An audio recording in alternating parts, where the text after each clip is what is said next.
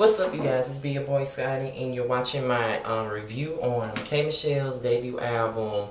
Rebellious Soul is in stores right now, and y'all, I did this video last night, but I had to take it down due to copyright infringement issues because I had the songs playing in the background with my phone.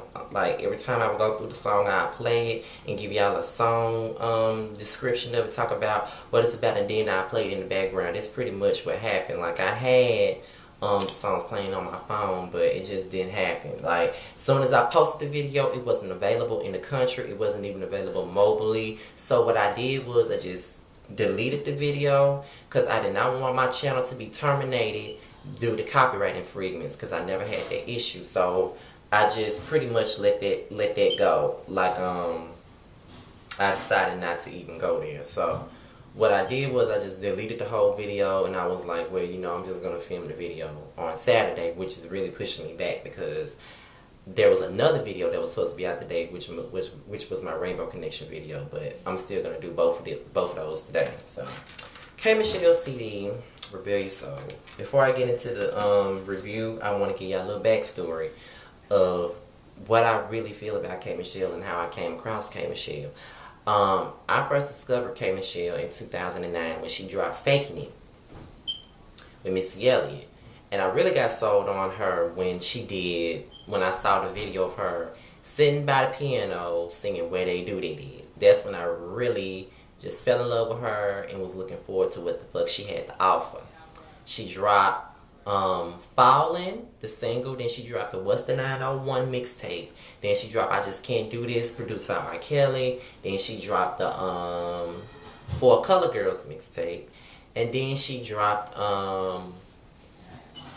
besides the For Color Girls mixtape, then she dropped How Many Times. And at that point, when she dropped How Many Times, Pain Medicine was slated to come out in summer 2011, but that never happened. Then she got on Love and Hip Hop.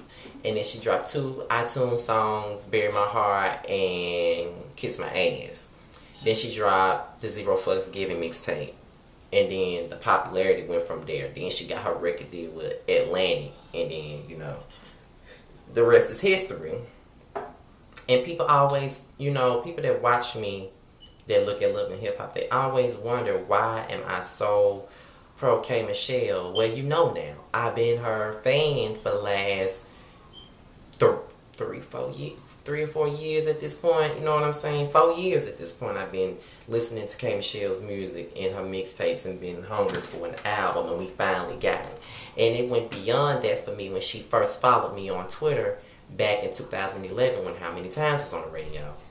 And then after How Many Times came out, you know, before Love and Hip Hop Atlanta premiered, she put her number out on Twitter for her fans to call in or whatever, to call in to talk to her. And it happened for me. I called in so many times until I got, until I got through. Me and her talked for 10 minutes on May the 19th, 2012 at 10:13 p.m. That is when we talked. And from that point on, it was like I felt this connection to K Michelle because she knew who I was. I told her what my Twitter name was, and she knew exactly who I was. She knew who I was. And, you know, not everybody gets that luxury of when they're big fans of somebody and, their favorite artists don't even know that they exist. And at this point in time, she knows that I exist. And that's why, I go so hard for her. You know what I'm saying? Like, do I agree with everything that she does? No, I don't agree with everything that she does. But at the same point in time, you know what I'm saying? I rock for her and I rock with her regardless of what she does. I can call her out when she's wrong and I can tell her when she's wrong.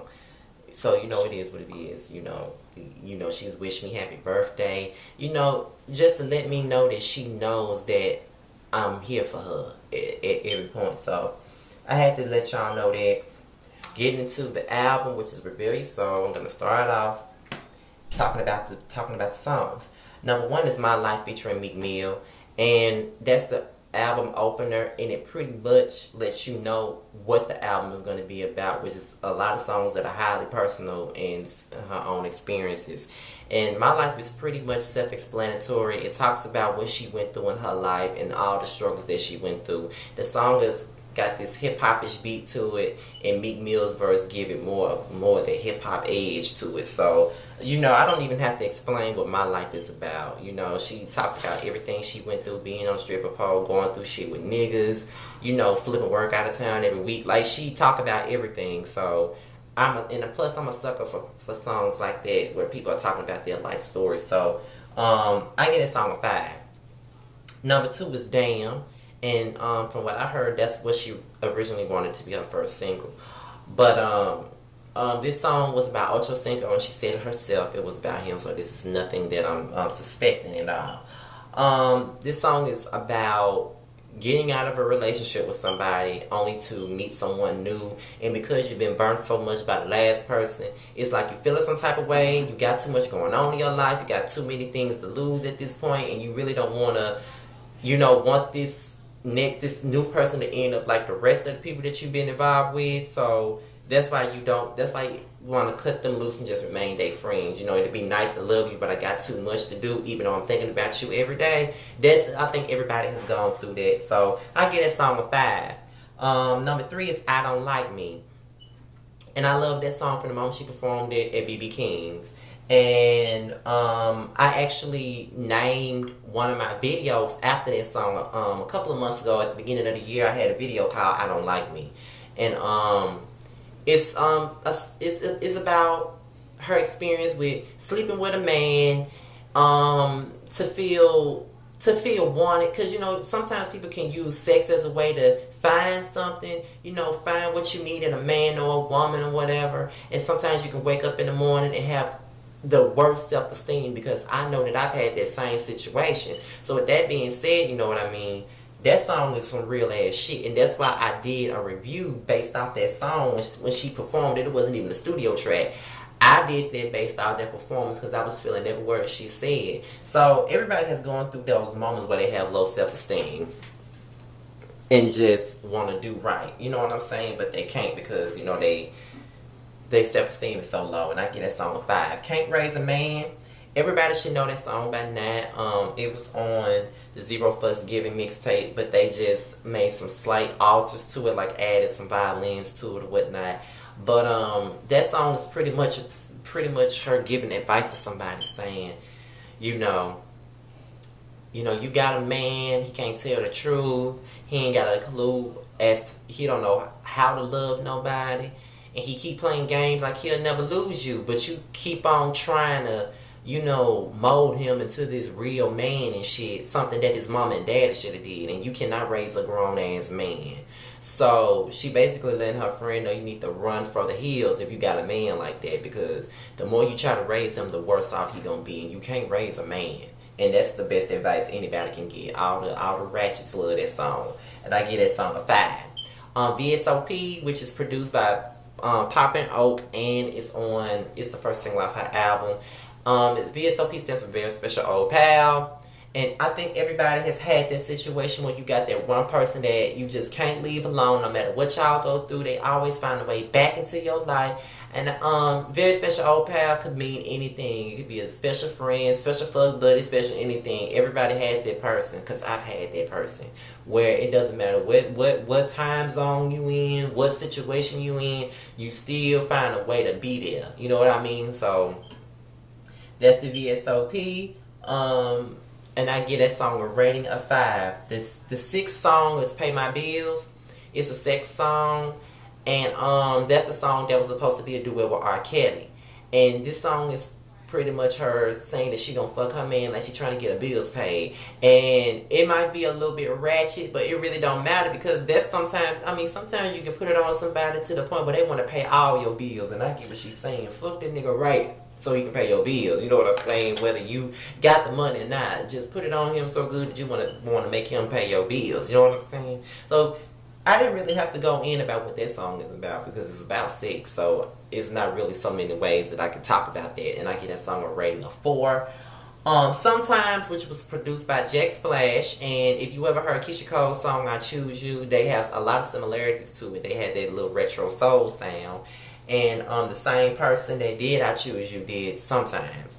And this song, every time I listen to this song, it makes me want to cry because it's like she's speaking to me, like speaking to my soul, because I'm dealing with that right now. Like sometimes they do come back and sometimes they don't. Like she pretty much talking about how she was how this man hurt her, and how how she misses him, and she should be praying for better things in life instead of praying for a man who don't give a fuck about her, pretty much.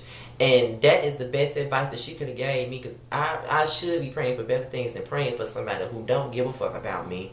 And that song need to be a single. I can see the urban adult contemporary crowd eating that song up. So I get that song a 5. That's one of my favorite songs out the city. The number 8 is called Ride Out. It was called It's Too Late for so many months, but it's called Ride Out. And she pretty much basically letting this nigga know that shit, it's too late now. Like, you had your chance. I gave you chance after chance after chance to do right, and now it's too late. So don't get mad when another nigga come in and take your place. Don't get mad when another nigga show up and show out. It's too fucking late. Don't get mad when I pack up my shit and ride the fuck out. That's pretty much what she's saying. And you just need to understand that it's too late. And everybody got those people that feels like they can come in your life anytime they feel like it, and you can't do nobody like that, and it's too late for that. Like, you can't, it ain't got to be no negativity. It's just too late. Fuck you. It's too late for you to try to come back in my life and do right. So, you know what I'm saying? I got somebody else that's gonna show up and show the fuck out. It's too late. Hate on Her. That song kind of sounds like, oh, and by the way, I give Ride Out a 4. Hate on Her kind of reminds me of the situation with Mimi and Jocelyn. You know what I'm saying? Like, I think that this song is about her getting into a new relationship, and his ex-girlfriend doesn't like her, and she's still calling his phone and still trying to talk to him, but yet giving her trouble at the same time. And she was like, because it was one part of the song, she was like, she's calling my phone, rolling her eyes at me like I'm the one that did wrong. And then there's another part where she says, she's calling my phone, next time I'm gonna let her know she can have you, I'm gone, love can be so cold. She pretty much in this relationship, and it's like a love triangle. And she basically saying she can't hate on the chick because she know that she can't hate on the other bitch because she knows that he ain't got no heart, and she know how long he go and how he made her feel. So that's pretty much what I take from the song, and I give it a 5. When I Get a Man, that song is pretty much self-explanatory. She pretty much, and this is a song that can be an anthem for all the single men and single women. When I Get a Man, it's pretty much about what she's gonna do when she get a man. Like, how she's gonna cater to him, serve him, give him what he deserves, and how he gonna love her. Pretty much saying the next man that get a hold to her is gonna be a lucky motherfucker. That's what she's saying. So, you know what I'm saying? That's a song that everybody can relate to, because there's a lot of people out there that's looking for love right now and have a lot of things a lot of qualities and a lot of things that they want to give to somebody else. So, that's When I Get a Man, and I give it a 5. Number 11 is called A Mother's Prayer. And this is the song where she's singing to her son. It's like a piano guitar written song. She gives a touching performance on it. I love it. I don't even have a child. You know what I'm saying? Don't even want no damn kids. But that shit made me feel some type of way. And I got a lot of females that are single parents, and they heard that very song, and when I tell you they was touched by that shit, they was feeling that fucking song. You know what I'm saying? Like, they love that song. And you know what I'm saying? A mother's prayer is just what it is. A mother's prayer. She's singing to her son Chase the whole song, give him advice. She even talked about how her and his father loves him, and she apologizes that her and her baby daddy couldn't work it out for Chase, but they're gonna do what's best for him. And that's just a touching song, and I give it a 5. Now, I got the deluxe edition, so I got the 3 bonus songs. Number 12 is Better Than Nothing. I I love that song from the moment she performed it. Every time she performs it, I love it even more. But I think I like the live version more so than the studio. But this song is pretty much about that. Pretty much about having a relationship that is tumultuous, but a little something is better than nothing. You know, you got your days where the relationship is good. You got your days when it's all bad. You got sometimes he call his phone, but he don't pick up. Then I get a text, now I'm back in love. Sometimes he come home just a little too late. I straight up back for the food when I know I'm gonna stay. Even when I'm out here like a fool. Okay, what's wrong with you? We all had that relationship where we know we need to let somebody go. But at the same point in time, it's like a little of something is better than nothing. And that's pretty much what that song is. So I give that song a 5 off the rip. Number 13 is The Right One, produced by Tank. And one of the best songs off the CD. And she pretty much calling this nigga out for hurting her ass. She basically letting him know that you got the right one, motherfucker. You want to see ratchet, I'm going to give you ratchet. You got the right bitch. You know what I'm saying? That's pretty much what that song is about. She going off on this nigga. There's a lot of curse words saying it, but I don't give a fuck. She letting that nigga know. So I give that song a 5.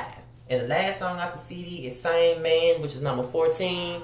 And, you know what I'm saying? She pretty much saying she's loving the same man. Like, even though they got a different face, different personalities, they keep doing the same thing. And she keeps ended up with Mr. Wrong. Like, every time she gets herself back on the spot, you know what I'm saying? She always ends up with Mr. Wrong every time. So with that being said, y'all, at the end of the day, no matter if they got a different face or a different attitude or whatever, she's still loving the same damn man. And she keep doing the same fucked up things. And always attracting Mr. Wrong. I think a lot of women and even men can relate to it. And I give that song a 5. All in all, Rebellious Soul is a great album, and I give it a 5. I give it a 5. It's very solid. I don't have to skip any songs on there, although I do have my personal favorite songs off of it. And I'm going to tell you what my personal favorite songs are. My personal favorites are Better Than Nothing, The Right One, Same Man, A Mother's Prayer, Hate on Her, When I Get a Man, Sometimes, of course, VSOP, and I Don't Like Me, damn, the whole damn album, whatever. Like I said, this album is the shit, and she pretty much let us know that she can take her love and hip hop opportunity and make it to what it needed to be, and she got a great album out of it. And I want to say that I am proud to be a K. Michelle fan. So with that being said, y'all, that is my review on K. Michelle's CD, Rebellious Soul. All of Team K, the Rebels, make sure y'all share this video with everybody. Even Team Scotty, share this video wherever. And I hope this video helped y'all out on whether you want to purchase it or not. Because this is not coming from a standpoint of view. This is just me being real. I love this CD. And it's the shit. And especially if you're a female, you can relate to everything she's saying. So I'm out of here, y'all. This is the second time I've done this video, and I'm about to put on some clothes, and then like in a few hours I'm gonna film my Rainbow Connection review, and I'm out of here, y'all. Peace.